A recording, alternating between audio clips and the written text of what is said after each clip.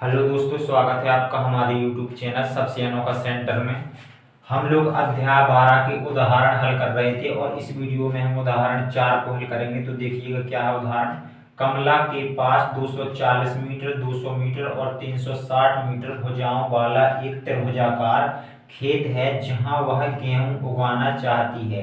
इसी खेत से संलग्न का मतलब है लगा हुआ 240 मीटर, 320 मीटर और 400 मीटर भुजाओं वाला एक अन्य खेत है जहां वह आलू और प्याज उगाना चाहती है। उसने इस खेत की सबसे लंबी भुजा के मध्य बिंदु को सम्मुख शीर्ष से जोड़कर उसे दो भागों में विभाजित कर दिया। इनमें से एक भाग में उसने आलू उगाए और दूसरे भाग में प्याज उगाए। गेहूं, आलू और प्याज के लिए कितने कितने क्षेत्रफलों का प्रयोग किया गया है और हमें जो क्षेत्रफल निकालने हैं वो हमें हेक्टेयर में निकालने हैं। बताया गया है 1 हेक्टेयर बराबर 10,000 मीटर स्क्वायर। ठीक है, तो देखिएगा हमें उदाहरण कह रहा है कि एक कमला एक स्त्री है, एक औरत है, उसके पास में एक त्रिभुजाकार खेत ABC है जिसकी भुजा 360 मीटर, 200 मीटर और 240 मीटर है। ठीक है, इसी खेत के संलग्न एक और खेत है ACD जिसकी भुजा 240 मीटर, 320 मीटर और 400 मीटर है। ठीक है, इस वाले खेत में उसे गेहूं उगाना है और इस वाले खेत में जो ACD ये वाला खेत है इसमें उसे आलू और प्याज उगानी है। ठीक है, सो उसने इस वाले खेत को दो भागों में विभक्त कर लिया। सो दो भागों में कैसे विभक्त किया, उसने AD का मध्य बिंदु E देखा और E मध्य बिंदु को सम्मुख शीर्ष से मिला दिया। ठीक है, सो इस प्रकार से ये खेत दो भागों में विभक्त हो गया और ये दोनों भाग कैसे होंगे, बराबर होंगे चूंकि खेत त्रिभुजाकार है और हम लोग जानते हैं अगर त्रिभुज की एक भुजा के मध्य बिंदु को सम्मुख शीर्ष से जोड़ दिया जाए तो इस प्रकार से जो त्रिभुज बनते हैं वो क्षेत्रफल में बराबर होते हैं। ठीक है, तो आपको ध्यान रखना है ये हमारे दोनों त्रिभुज क्या होंगे, क्षेत्रफल में बराबर होंगे। ठीक है, अब उदाहरण कह रहा है कि बताइए कि गेहूं कितने क्षेत्रफल में बोना है, आलू कितने क्षेत्रफल में बोना है और प्याज कितने क्षेत्रफल में बोना है। ठीक है, और क्षेत्रफल हमें हेक्टेयर में बताना है। 1 हेक्टेयर बराबर हमें दिया गया 10,000 मीटर स्क्वायर। ठीक है, तो हम पहले गेहूं के लिए क्षेत्रफल निकालते हैं। तो गेहूं इसमें बोना है, सो हम ABC का क्षेत्रफल निकालेंगे। ठीक है, इस वाले त्रिभुज का क्षेत्रफल निकालेंगे। इसकी हमें तीनों भुजा पता है, सो देखिएगा निकालते हैं क्षेत्रफल। यहाँ पर लिखेंगे त्रिभुज ABC का क्षेत्रफल, ABC का क्षेत्रफल। और हम लोग क्षेत्रफल के लिए सूत्र जानते हैं, सूत्र होता है हमारा √S और S-C। ठीक है, इसे हम लोग हीरोन का सूत्र भी कहते हैं। जो इसमें S होता है वो त्रिभुज की तीनों भुजाओं के योग का आधा होता है और ABC त्रिभुज की तीनों भुजाएं होती हैं। ठीक है, तो पहले हम लोग S का मान निकाल लेते हैं। तो वो S बराबर हमारा क्या हो जाएगा, त्रिभुज की तीनों भुजाओं के योग का आधा होता है। तो यहाँ पर भुजाएं हमारी 240, 200, 360 तीनों को हम लोग जोड़ देते हैं। 240 और प्लस 200 प्लस 360 इस प्रकार से जोड़ दिया और आधा होता है तो हमने बटे में 2 लगा दिया। ठीक है, अब देखिएगा इसे हल करेंगे तो इन सभी को जोड़ देंगे तो यहाँ पर आ जाएगा हमारा 800 आ जाएगा और बटे में कितना हमारा 2 है। ठीक है, अब देखिएगा 800 में हम लोग 2 से भाग लगा देंगे तो यहाँ पर आ जाएगा हमारा 400 मीटर। ठीक है, यानी कि S का मान हमारा कितना आ गया है, S का मान आ गया हमारा 400 मीटर। ठीक है, 400 मीटर। ठीक है, अब हमने S का मान निकाल लिया। अब हम लोग क्या करेंगे, सूत्र में सभी के मान रख देंगे, ABC के मान और S का मान हमने निकाल लिया और ABC के मान हमारे पास में जी है, यानी तीनों भुजाएं होती हैं ABC। ठीक है, तो देखिएगा हम लोग त्रिभुज ABC का क्षेत्रफल निकालते हैं। तो यहाँ पर लिखेंगे त्रिभुज ABC का क्षेत्रफल बराबर हम लोग सूत्र में मान रख देंगे। तो यहाँ पर S का मान हम लोग 400 निकाले हैं तो यहाँ पर हम लोग 400 रख देंगे। और अब S माइनस A है यानी 400 माइनस त्रिभुज की पहली भुजा, तो पहली भुजा हम 240 को ले सकते हैं, किसी भी को ले सकते हैं। ठीक है, तो हम लोग यहाँ पर 240 को ले रहे हैं तो यहाँ पर 240। फिर हमारा दूसरे कोष्टक में S माइनस B यानी कि 400 माइनस दूसरी भुजा हम लोग 200 ले रहे हैं, 200 ले ली।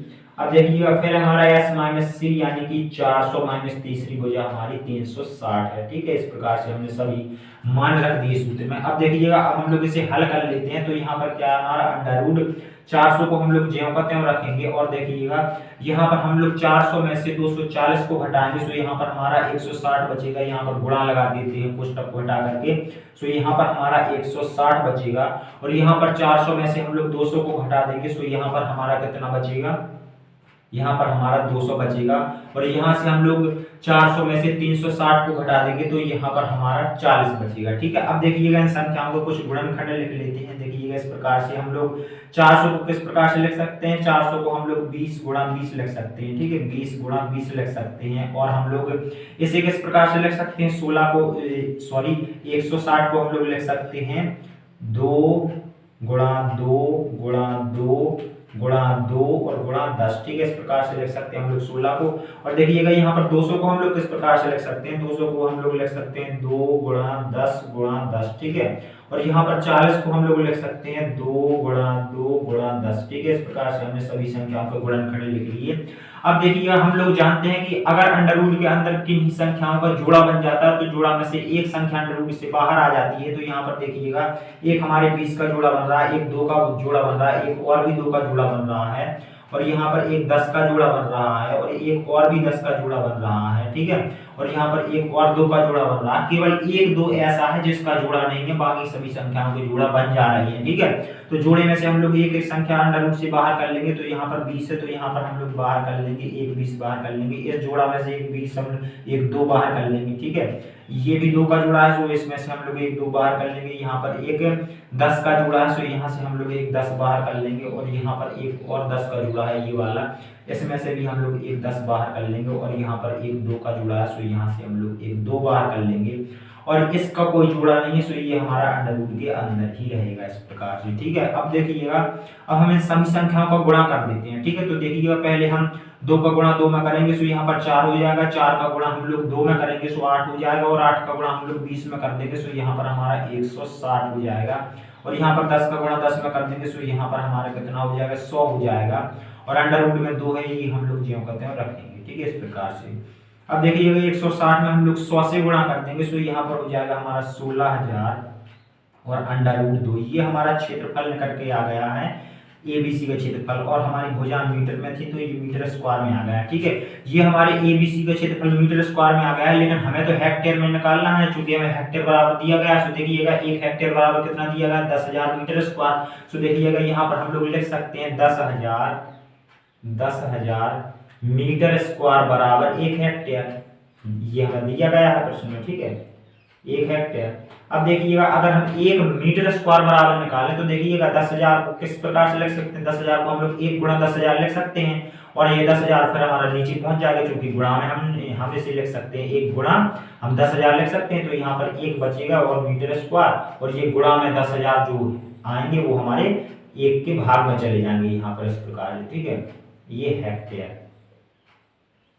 अब देखिएगा यहाँ पर 1 मीटर स्क्वायर बराबर हमें कितना मिल गया, 1/10,000 हेक्टेयर। ठीक है, हमारे पास में कितने मीटर स्क्वायर है, यहाँ पर देखिएगा 16,000 अंडर रूट 2 मीटर स्क्वायर है। ठीक है, सो हम लोग क्या करेंगे, 16,000 अंडर रूट 2 से दोनों तरफ गुणा कर देंगे। यहाँ पर 1 में करेंगे, सो ये हमारा ज्यों का त्यों आ जाएगा। और इस तरफ करेंगे, ठीक है, इस तरफ हम लोग हल कर लेंगे। सो हमारा जो ये क्षेत्रफल है ये हमारा हेक्टेयर में बदल जाएगा। ठीक है, दोनों तरफ हम लोग 16,000 अंडर रूट 2 से गुणा कर देते हैं।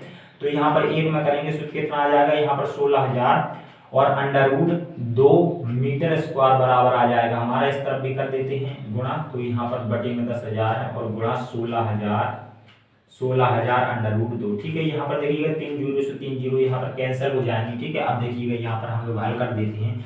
तो यहाँ पर कितना 16,000 अंडर रूट 2 को हम लोग ज्यों का त्यों लिख लेंगे, और मीटर स्क्वायर है। और बराबर में कितना है, बराबर में हमारा यहाँ पर 16 है, यहाँ पर नीचे 10 है। तो हम लोग 16 में 10 से भाग लगा देंगे, तो यहाँ पर हमारा 1.6 आएगा और हमारा अंडर रूट 2 है। ठीक है, इस प्रकार से।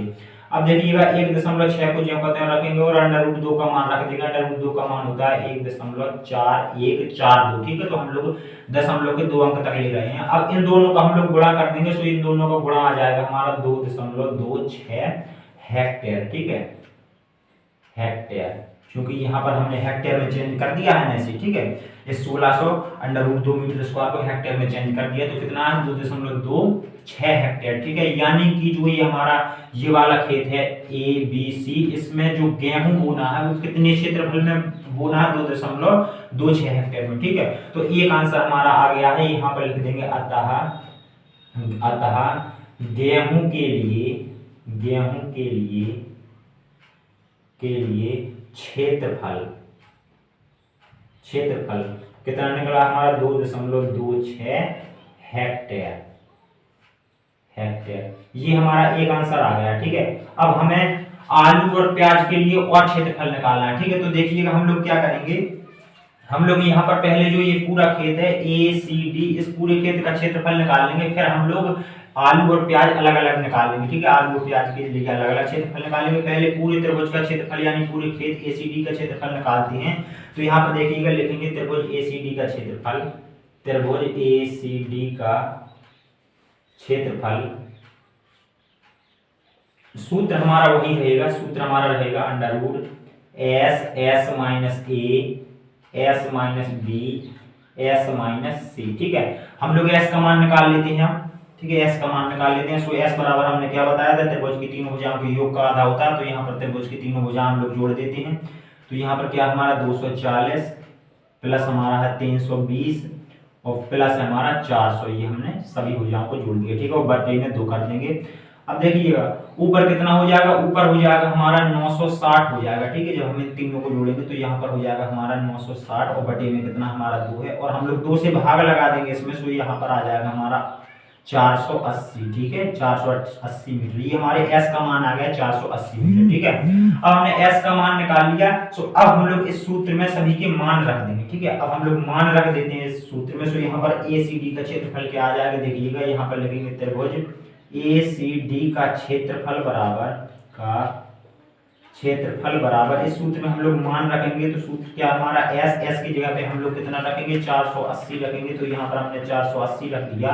फिर हमारा S माइनस A है यानी कि 480 और माइनस पहली भुजा हम लोग किसी को भी ले लेते हैं। चलो 240 को ले लेते हैं। तो यहाँ पर हमने 240 ले ली। फिर क्या हमारा S माइनस B है, तो यहाँ पर लिख देते हैं यानी कि 480 माइनस दूसरी भुजा हम लोग 320 को ले लेते हैं। तो यहाँ पर 320। फिर हमारा S माइनस C है यानी कि 480 माइनस तीसरी भुजा 400 ले लेते हैं। इस प्रकार से हमने इस सूत्र में हमने सभी के मान रख लिए। ठीक है, अब हम लोग इसे हल कर लेते हैं। तो देखिएगा इसे हम लोग हल करेंगे तो यहाँ पर अंडर रूट में क्या आएगा, यहाँ पर हमारा 480 आ जाएगा और यहाँ पर 480 में से हम लोग 240 को घटा देंगे। तो यहाँ पर हमारा 240 ही बचेगा। और यहाँ पर हम लोग क्या करेंगे, यहाँ पर 480 में से 320 को घटा देंगे। तो यहाँ पर बचेगा हमारा 160 बचेगा। और यहाँ पर 480 में से हम लोग 400 को घटा देंगे। तो यहाँ पर हमारा 80 बचेगा। ठीक है, अब देखिएगा अब हम लोग इसे किस प्रकार से लिख सकते हैं। तो यहाँ पर देखिएगा ऐसे हम लोग इस प्रकार से लिख सकते हैं, 480 को हम लोग लिख सकते हैं 2 गुणा 3 गुणा 80। ठीक है, इस प्रकार से लिख सकते हैं। और 240 को हम लोग लिख सकते हैं, देखिएगा यहाँ पर 3 गुणा 80 लिख सकते हैं 240 को। ठीक है, और इसी प्रकार से हम लोग 160 को क्या लिख सकते हैं, 160 को लिख सकते हैं हम 2 गुणा 80 लिख सकते हैं। ठीक है, और ये 80 हम लोग ज्यों का त्यों रखेंगे। ठीक है, अब देखिएगा यहाँ पर 80 का एक जोड़ा बन रहा है, एक और जोड़ा भी 80 का बन रहा है और यहाँ पर 2 का भी एक जोड़ा बन रहा है। और हम लोग जानते हैं कि अगर अंडर रूट के अंदर किसी संख्या का जोड़ा बन जाता है तो वो अंडर रूट से वो संख्या बाहर आ जाती है, जोड़ा में से एक संख्या। ठीक है, तो देखिएगा यहाँ पर जो जोड़ा बन रहा है 80 एक जोड़ा बन रहा है, तो इसमें से एक 80 हम बाहर कर लेंगे और एक और भी जोड़ा बन रहा है, तो इसमें से एक 80 बाहर कर लेंगे। एक 2 का जोड़ा बन रहा है, तो इसमें से एक 2 बाहर कर लेंगे और 3 का कोई जोड़ा नहीं बन रहा, तो ये हमारा अंडर रूट के अंदर ही रहेगा। ठीक है, अब देखिएगा इन सभी का हम लोग गुणा कर देते हैं। तो 80 और 80 का गुणा करेंगे तो यहाँ पर आ जाएगा हमारा 6400 आ जाएगा। ठीक है, 6400 और गुणा में हमारा 2 रहेगा। ठीक है, और अंडर रूट 3। अब हम लोग क्या करेंगे, अब हम लोग यहाँ पर देखिएगा यहाँ पर जो हमारा 6400 है इसमें हम लोग 2 से गुणा कर देंगे। तो यहाँ पर आ जाएगा हमारा 00 और 2 का गुणा 4 में करेंगे तो यहाँ पर 8 हो जाएगा और 6 में करेंगे तो यहाँ पर हमारा 12 हो जाएगा। यानी कि कितना आ गया, 21 दहाई सैकड़ा हजार 10,000 यानी 12,800 आ गया। और ये अंडर रूट 3 हमारा ज्यों का त्यों रहेगा। ठीक है, ये हमारा क्या आया है, मीटर स्क्वायर। ठीक है, ये हमारा क्षेत्रफल मीटर स्क्वायर में आया है। ठीक है, अब हम इसे किस में बदलेंगे, इसे हम लोग हेक्टेयर में बदलेंगे। ठीक है, यहाँ पर जो है यहाँ पर देखिएगा 3 का भी तो एक जोड़ा बन रहा था, यहाँ पर देखिएगा 3 का भी तो एक जोड़ा बन रहा था। तो यहाँ पर ये अंडर रूट 3 नहीं आ गया, इसकी जगह पे 3 आ जाएगा क्योंकि 3 का भी तो एक जोड़ा बन रहा है इस प्रकार से। ठीक है, तो यहाँ पर एक 3 आ गया बाहर, यहाँ पर एक 3 रहेगा, यहाँ पर 3 और यहाँ पर 3 का गुणा हम लोग 2 में कर देंगे तो यहाँ पर हमारा कितना हो जाएगा, यहाँ पर हमारा 6 हो जाएगा। यहाँ पर देखिएगा 6400 को ज्यों होते हैं रखते हैं, 6400 को ज्यों होते हैं और यहाँ पर ये हमारा कितना हो जाएगा, 3 में 6 हो जाएगा। अब हम लोग 6 का गुणा कर देते हैं इसमें, ठीक है। तो यहाँ पर देखिएगा,